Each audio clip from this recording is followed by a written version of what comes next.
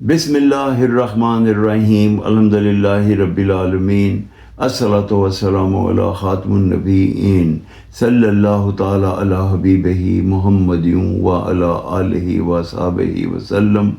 السلام علیکم ورحمۃ اللہ وبرکاتہ۔ میری آج کی حدیث سنن نسائی 3391 نمبر۔ دو جہانوں کے سردار امام المرسلین خاتم النبیین رحمت للعالمین حضرت محمد صلی اللہ علیہ وآلہ وسلم کا ارشاد عالی شان۔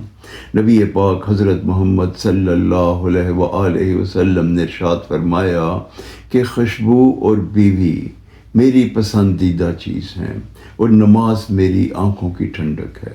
اس حدیث مبارکہ میں نبی پاک صلی اللہ علیہ وآلہ وسلم نے خوشبو، بیوی اور نماز کا ذکر کیا ہے۔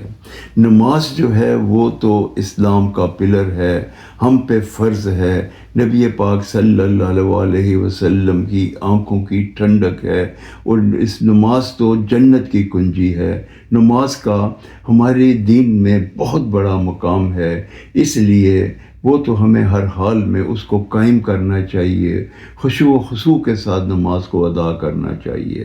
اور دنیاوی چیزوں میں نبی پاک حضرت محمد صلی اللہ علیہ وآلہ وسلم نے خوشبو اور بیوی کا ذکر کیا ہے۔ خوشبو ماحول کو اچھا بنا دیتی ہے، طبیعت میں راحت پیدا کر دیتی ہے، انسان کا موڈ اچھا ہو جاتا ہے۔ اور جو بیوی ہے اس کو نبی پاک صلی اللہ علیہ وسلم نے خوشبو کے ساتھ جب ملا کے یہ بات کی کہ دونوں میری پسندیدہ چیزیں ہیں، تو بیوی جو ہے وہ ایک راحت جاں ہے۔ نبی پاک صلی اللہ علیہ وسلم کی پسندیدہ چیزوں میں سے ایک چیز ہے، تو ہمیں چاہیے کہ ہم بھی نبی پاک صلی اللہ علیہ وسلم کی سنت پہ عمل کرتے ہوئے نماز کو قائم کریں، خوشبو کو اپنی زندگی کا حصہ بنائیں اور اپنی بیویوں سے بہت محبت کریں، ان کا احترام کریں۔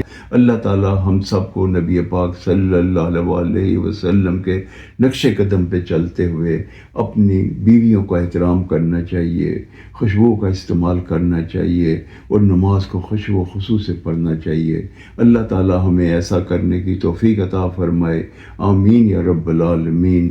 السلام علیکم ورحمۃ اللہ وبرکاتہ۔